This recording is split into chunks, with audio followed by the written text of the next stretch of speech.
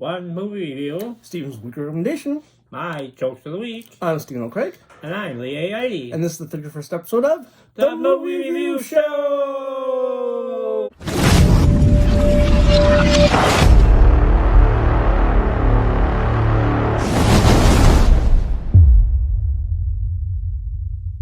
Okay, the Movie Review Show has been Stephen and I seeing the movie at Red Wing Cinema 8, our local theater, and then we review it. We use a popcorn rating system, 1 to 10 popcorn. 1 popcorn being the worst and 10 popcorn being the best.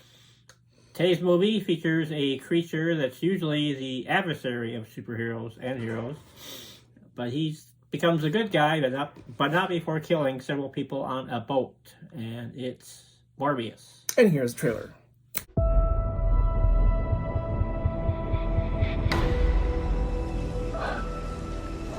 You need a doctor? I am a doctor. I should have died years ago. People all over the world have my disease. I'm here to find a cure. We have to push the boundaries, take the risks. If you're gonna run, do it now.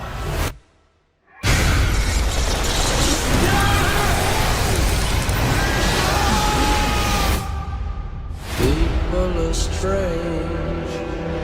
Dr. Michael Morbius, you've been missing for 2 months. When you're a stranger, Then you were found on a container ship that washed up off of Long Island. faces look ugly. When you're alone,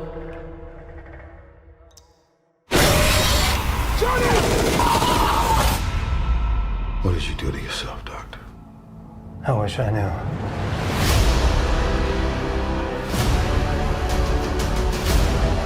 I went from dying to being more alive than ever.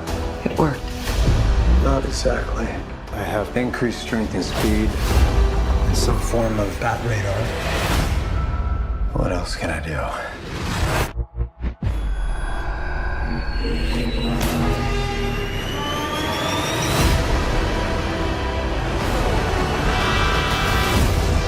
There are limits. There has to be. There's something inside of me that wants to hunt and consume blood. Michael. when you're a stranger, faces come. Can you control it? I don't know. Half the city wants to kill you. Remembers your name We haven't had anything this good since that thing in San Francisco. when you're strange. The other half wants to control you. Hey, Dr. Mike, you and I should stay in touch. I'd do anything to save a life, but I don't know what I'm capable of. You save lives, you don't take them. Are you here to heal the world? Or to destroy it?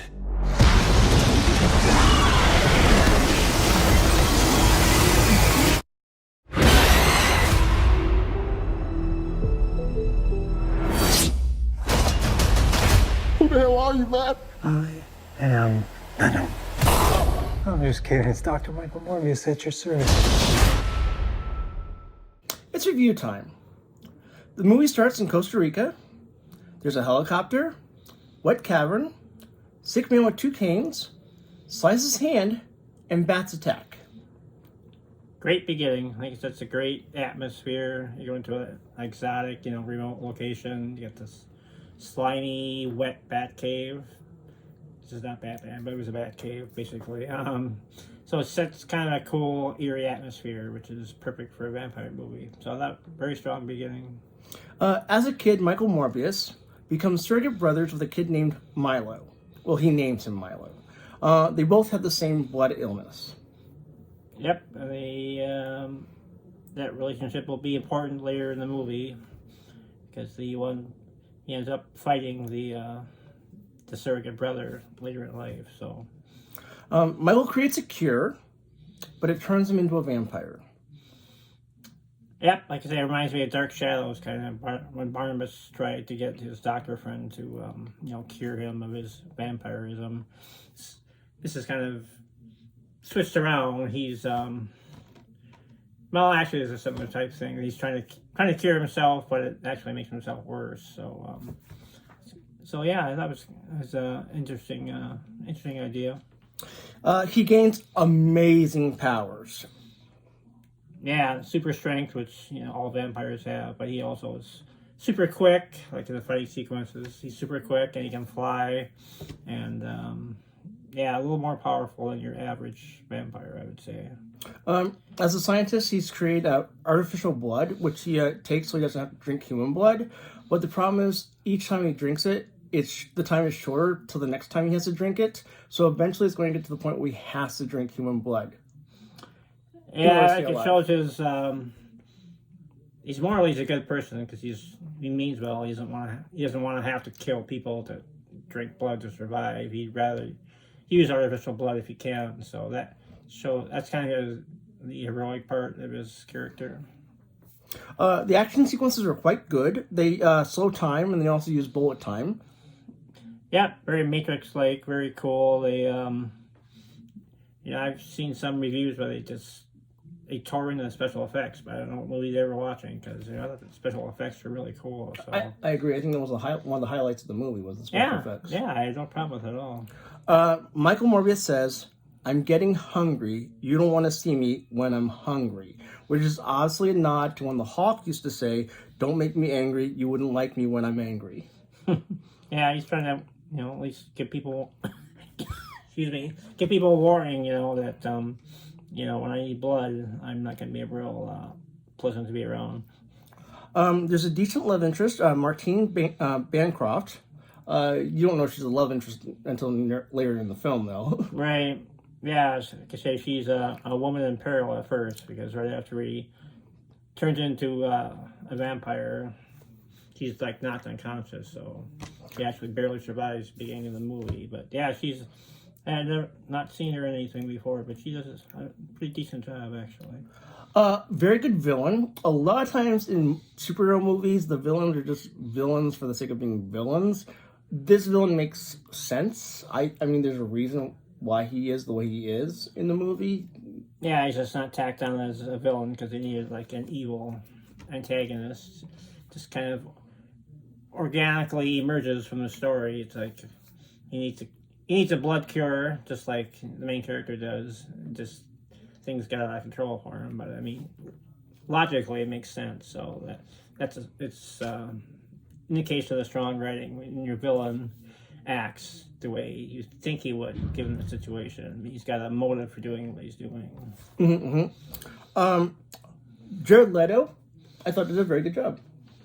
Yeah, he did. Like I say, some critics thought he didn't look menacing enough. I thought he looked plenty menacing when he turns into a vampire. So I agree. Yeah, I thought he did a very good job. And then the final fight in the movie was a good final fight. Long, but yeah, they probably tend to all be long. I mean, it's long and drawn out. I mean, it's a big fight scene, so you don't make it like 2 minutes long, And so, yeah, there's a lot of punching, counter-punching, flying around, and I thought it was well choreographed. I did too.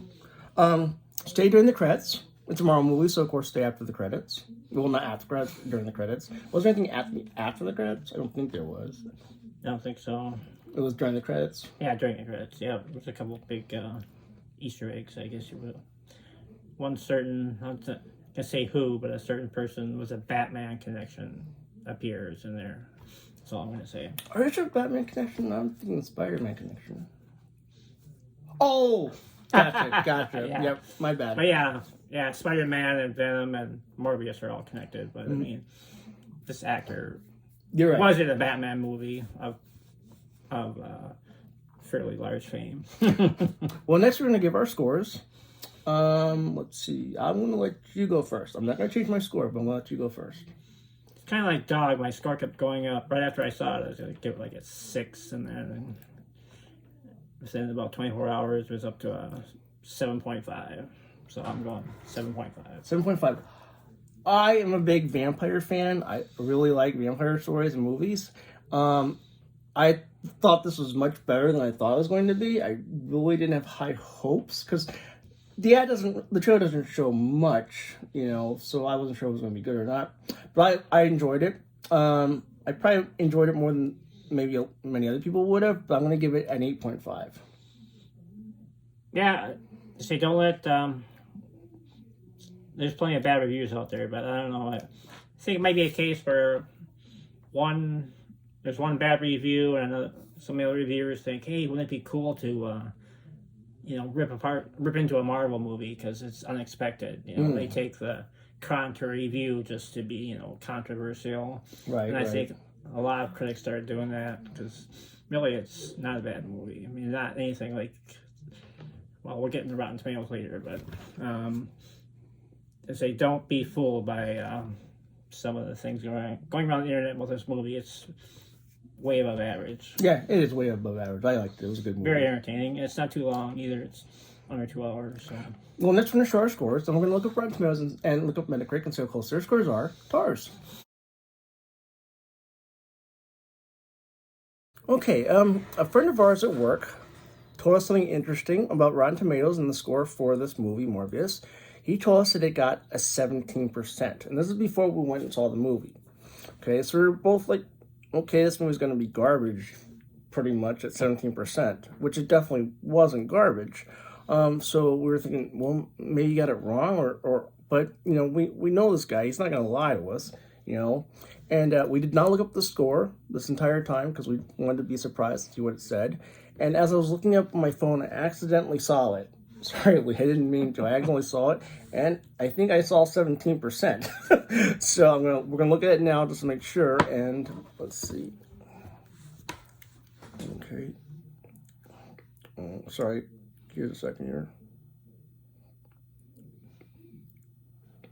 I'll do that. Yep. The tomato meter is 17%, but the audience score is 70%.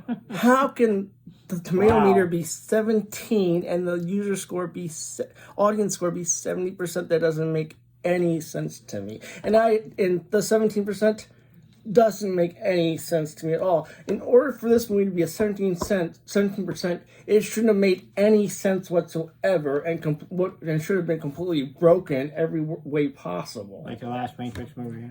Yeah, the Matrix movie, if I remember correctly, got better scores than this, and that was a terrible movie. Yeah, just can't explain something like that.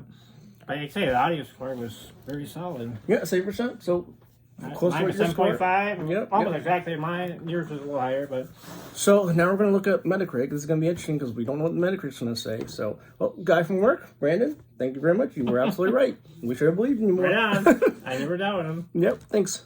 Okay, we're looking at Metacritic. Okay. Ooh, 35 for the Metascore. And 6.4 for the user score. So, pretty low on the Metascore. It still is it's about twice as high as Rotten Tomatoes. Okay, my score was a 8.5, which is probably pretty high for this film. I'll admit that.